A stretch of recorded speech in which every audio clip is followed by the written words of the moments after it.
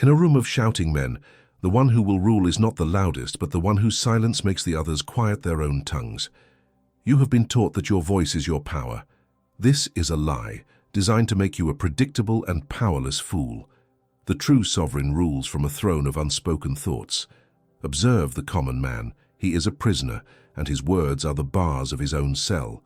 He lives in a state of servitude to his own tongue, a slave to the immediate impulse to react. He believes that power lies in the quick retort, the clever rebuttal, the final word that closes a debate. He is consumed by the need to explain his motives, to justify his actions, to defend his honor at the slightest provocation. This is not a sign of strength.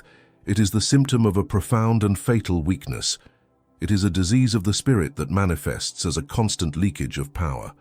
Every word uttered without strategic purpose is a concession. Every unnecessary explanation is a surrender of a piece of your soul.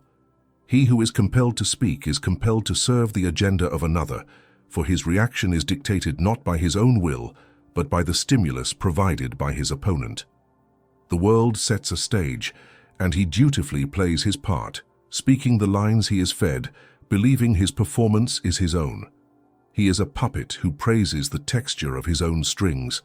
This compulsion is born of a noble but naive ideal, that transparency builds trust, that communication is the foundation of all healthy relationships, be it in politics, business, or the family. The idealist believes that by laying his thoughts bare for the world to see, he will be respected for his honesty. But the world, as Machiavelli teaches us, is not populated by the men we wish it were. It is populated by men as they are, driven by envy, ambition, and self-interest. To them, your transparency is not a virtue. It is an open ledger of your weaknesses, a detailed map to the heart of your fortress. Your unfiltered honesty reveals your fears, your desires, your limits. It tells them what you value, and therefore what can be taken from you. It tells them what offends you, and therefore how you can be provoked into a foolish and self-destructive rage. In his desire to be understood, the common man ensures he is conquered. Every word he speaks is a brick he hands to his enemies, who will use it to build the very prison from which he will never escape. He is his own architect of ruin. Now, consider the prince. He understands a truth that is hidden from the masses. He understands the economy of the word. To the prince, words are not a medium of self-expression.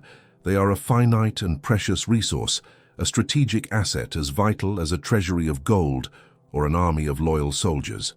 To spend them recklessly on impulsive reactions is to declare political and strategic bankruptcy. The prince does not see silence as an absence of action, but as the very preservation of it. Silence is not a void.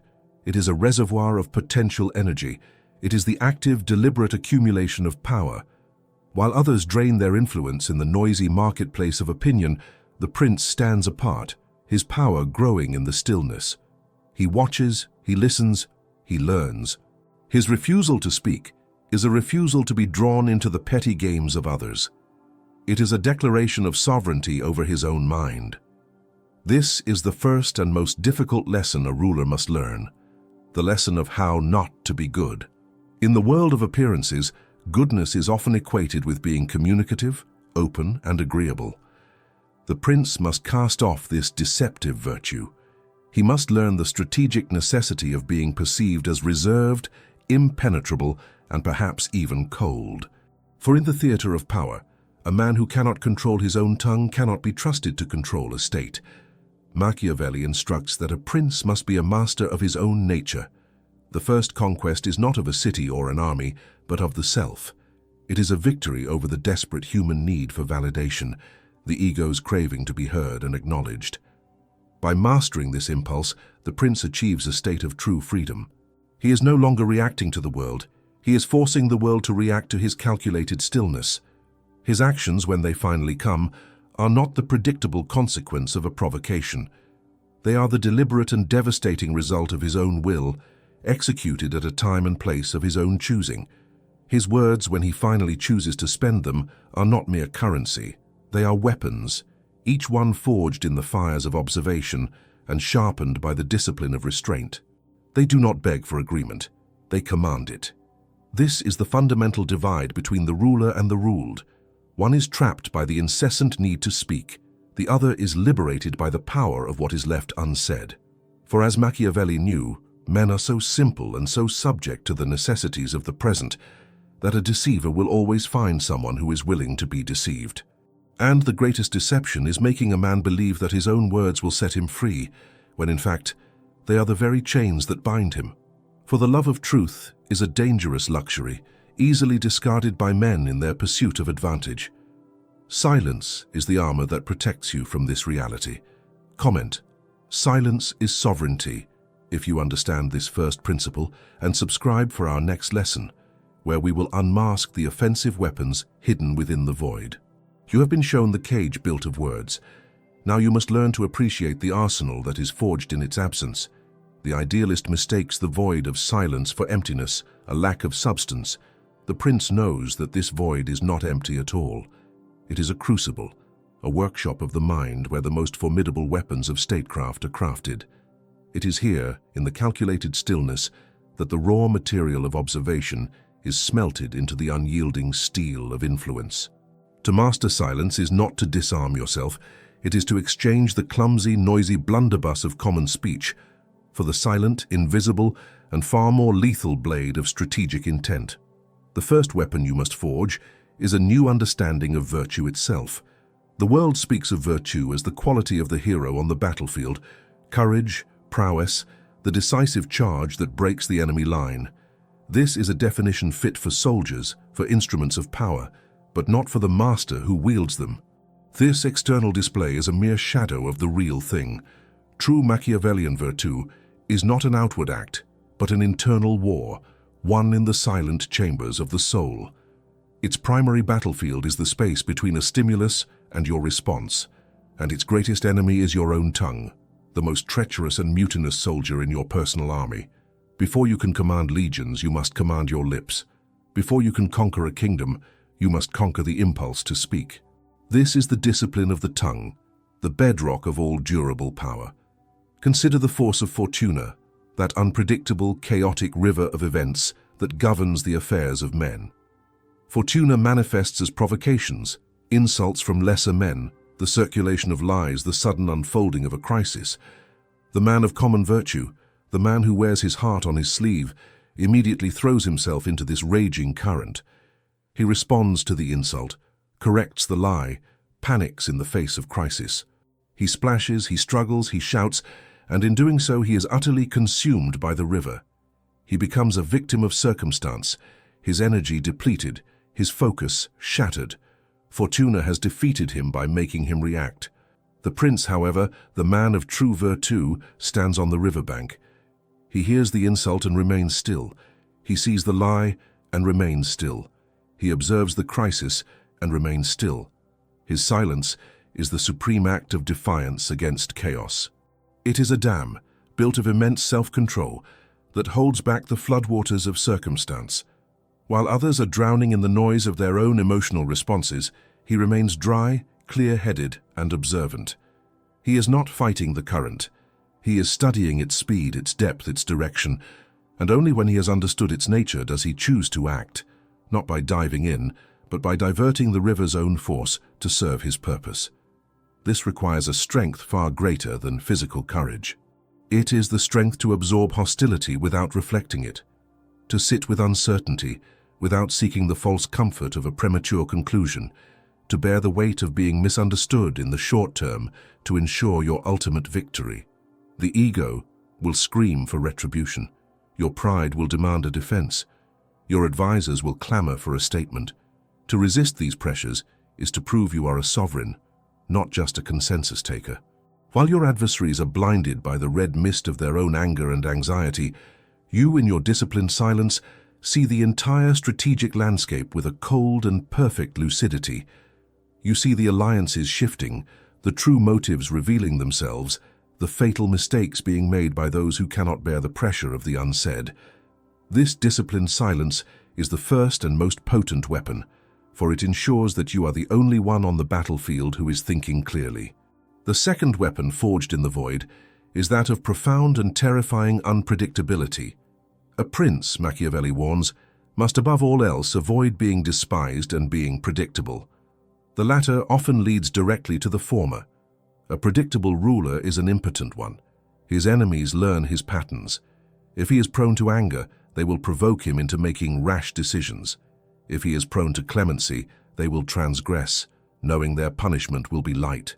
If he is prone to vanity, they will flatter him into ruin. The man who speaks his mind freely provides his enemies with a detailed manuscript of his own downfall. They learn his script and can anticipate his every move, turning his own nature against him. He becomes a chess piece in their game, moved about the board by the very characteristics he believes define his strength. Calculated silence shatters this dynamic. It is the ultimate disruptor of patterns. By refusing to offer a predictable reaction, you transform yourself from a known quantity into an indecipherable variable, a strategic black box. Insults are offered, and they are met with a calm gaze. Questions are asked, and they are met with thoughtful stillness. Crises emerge, and they are met with deliberate observation. The input is clear, but the output is a mystery. This deliberate withholding of your inner state generates a unique and paralyzing form of fear in your opponents. It is not the brute fear of the roaring lion, whose intentions are clear. It is the deeply unsettling fear of the unknown. Your silence forces them into a labyrinth of self-doubt. Does his stillness mean he is ignorant of our plot? Or does it mean he knows everything and is laying a more complex trap? Does his lack of response signify weakness? Or is it the quiet condescension of a superior power that does not even regard us as a credible threat? Does he agree with my rival, or is he allowing him to overplay his hand before destroying him? They are forced to project their own insecurities onto the blank canvas of your silence. The conspirator assumes you know his secret. The arrogant man believes you are intimidated. The fool thinks you are confused. And while they are all lost in their own flawed interpretations, they become hesitant. They dare not act decisively because the risk of miscalculation is too great. The potential for a disproportionate response looms over them like a guillotine. A man who shouts when angered will likely only shout louder. But a man who remains placid in the face of egregious provocation, what is he capable of? His eventual reaction could be anything from complete dismissal to the cold, systematic eradication of his enemy's entire lineage. This vast spectrum of possibility freezes the will of lesser men. They would rather face a predictable tyrant than an unreadable strategist. Your silence thus becomes a more powerful deterrent than any spoken threat. It is the quiet assertion that you are operating on a level of strategy they cannot comprehend. And this alone is enough to ensure they do not dare to test you. It is the ultimate expression of power, for it controls the actions of others without spending a single word. Having forged these weapons of virtue and unpredictability within the private crucible of your mind, you must now learn to wield them. Power is never a static possession. It is a perpetual performance, enacted upon a stage populated by ambitious actors and a fickle audience. The common ruler believes this performance is one of speeches, decrees, and grand gestures. He exhausts himself in the spotlight, constantly shouting his lines, desperate for applause. The prince, however, understands the truth. The most commanding performance is often the most subdued. He knows that true mastery lies not in what he does, but in what he compels others to do through his calculated inaction. He is not merely an actor on the stage, he is the silent director, shaping the entire play from the shadows of his own reticence. Your first lesson in this theater is the art of isolating your target. This is an offensive tactic of the highest order, an act of political warfare conducted without firing a single shot. Imagine an assembly, a council of advisors, a board of directors, a court of supposed allies.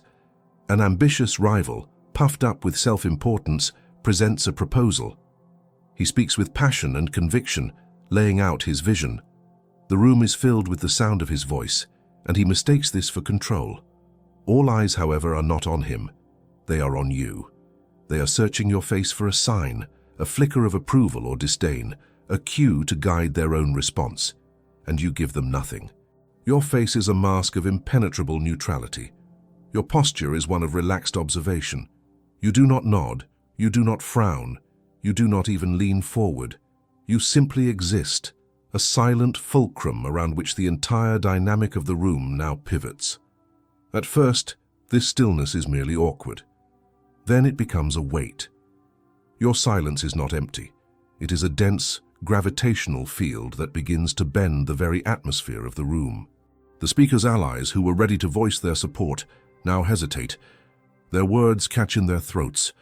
To speak now would be to step out onto a stage without knowing if the director approves of their role. It is a gamble, and men, by their nature, are cowards in the face of ambiguity from a superior. Your silence forces upon every single person in that assembly a stark and immediate choice. Align with the speaker and risk your unspoken, unknown, and therefore potentially catastrophic disapproval. Or align with you by joining in your reticence, thus preserving their own position.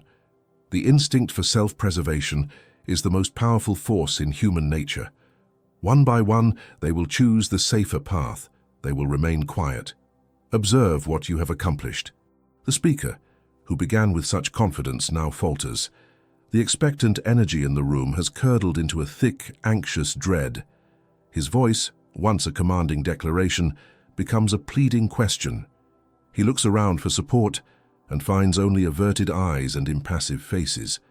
His allies have abandoned him, not out of malice, but out of a primal fear of your judgment. You have forced them to publicly declare their true allegiance, and they have chosen you. The man is left utterly alone, his proposal suspended in the dead air, his political capital incinerated before his very eyes. You have not uttered a single criticism. You have not presented a counter-argument. You have not even acknowledged his existence. Yet you have engineered his complete humiliation and dismantled his base of support. You have turned your own counsel into a tribunal, and by sheer force of will have made them his executioners. This is the power of a silence that judges. From this you graduate to a more subtle and insidious technique, the silent veto. This is not for neutralizing a person, but for assassinating an idea you find inconvenient or poorly conceived. A clumsy ruler confronts an unwanted initiative head-on. He argues against it, lists its flaws, and openly declares his opposition. In doing so, he creates conflict. He generates resentment. The proponent of the idea now becomes a dedicated enemy, his pride wounded, his ambition thwarted. He will seek revenge. This is a foolish waste of energy and a needless creation of future threats. The prince never engages in such crude butchery. He prefers the clean, untraceable work of the poisoner.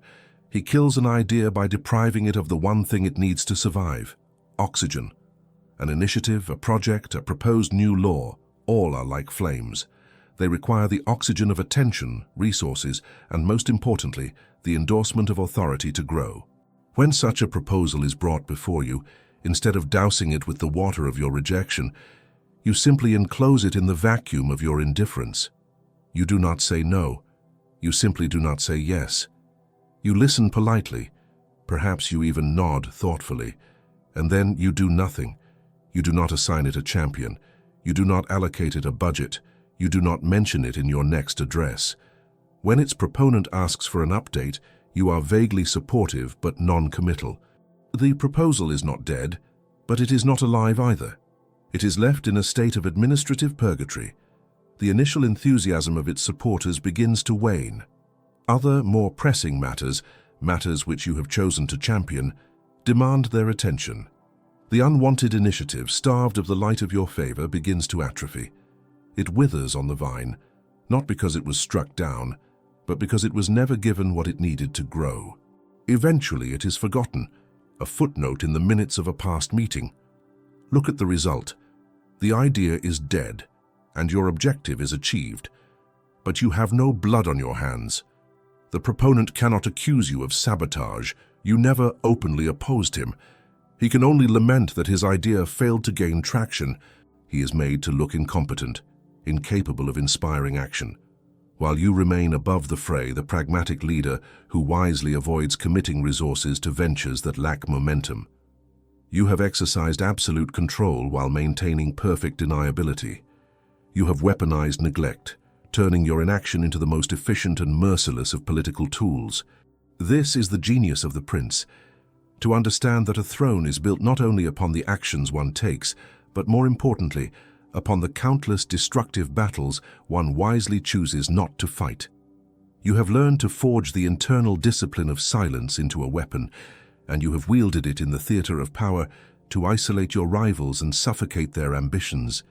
You have become a master of the unspoken, a sovereign of stillness.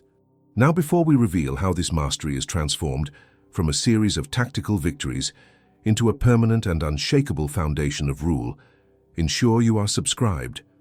For the final wisdom is reserved not for those who merely listen, but for those who are preparing to act. The time for observation is nearing its end. The moment for the masterstroke arrives.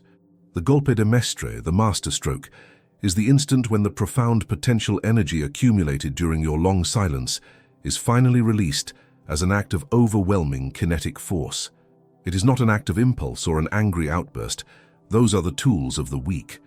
The masterstroke is the culmination of everything that has come before. It is the period at the end of a long, carefully constructed sentence. Having watched your opponents reveal their weaknesses, having tested the loyalties of your allies, having allowed tensions and uncertainties to ripen to their absolute peak, you choose your moment. And at that moment, you deliberately, finally, break your silence. The words you speak are not a contribution to a dialogue. They are not an invitation to debate. They are a decree. They are the delivery of a verdict that was reached long ago in the silent court of your own mind.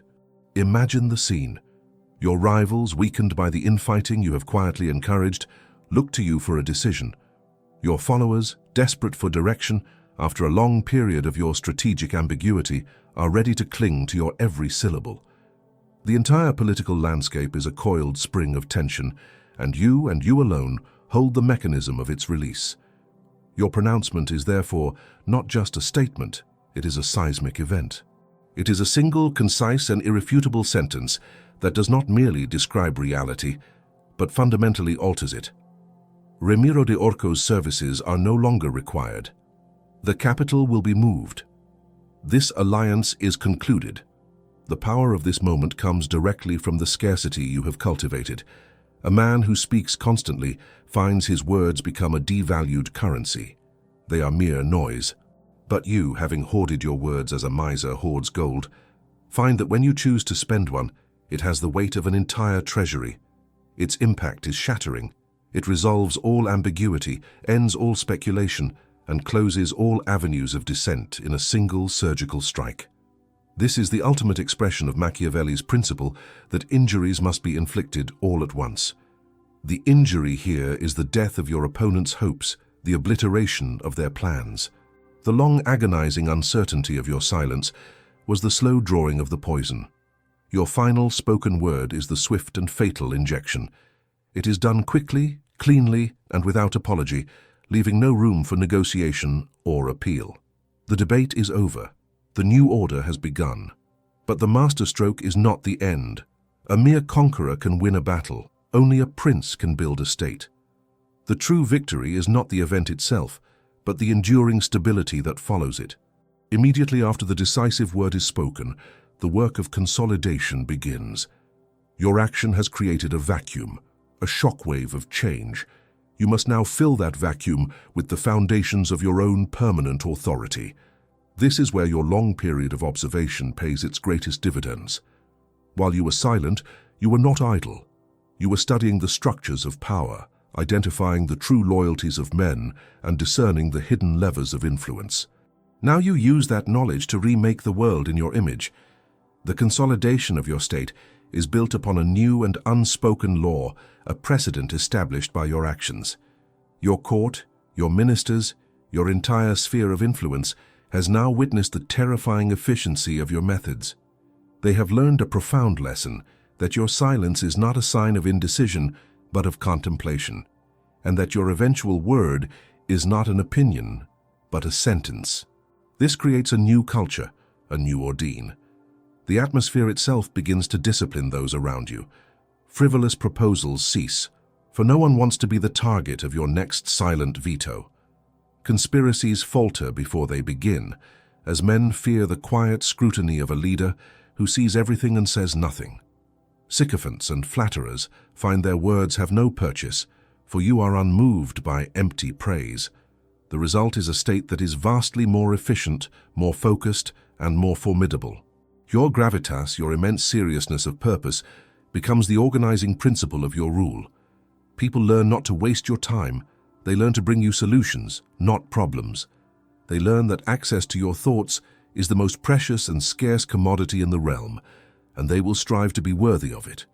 Your power no longer requires loud proclamations or brutal displays of force. It becomes self-perpetuating, maintained by the deep and abiding respect, tinged with a healthy measure of fear, for the sheer weight of your judgment. Your authority is no longer a performance, it is an undeniable fact, like a mountain on the horizon.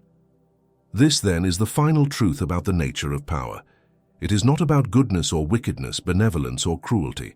Those are merely the aesthetic choices a ruler makes to manage his reputation. True power is about efficacy. It is the supreme ability to see the world as it is, in all its brutal and unforgiving clarity, and to possess the iron will to act upon that vision. It is the construction of a throne founded not on the shifting sands of popular opinion or the hollow echo of one's own voice, but on the solid bedrock of disciplined thought and decisive action. The prince does not simply rule a state, he becomes the state, its silent, watchful, and unshakable center of gravity. His legacy is not written in the edicts he proclaims, but in the enduring order he creates from the chaos of human nature.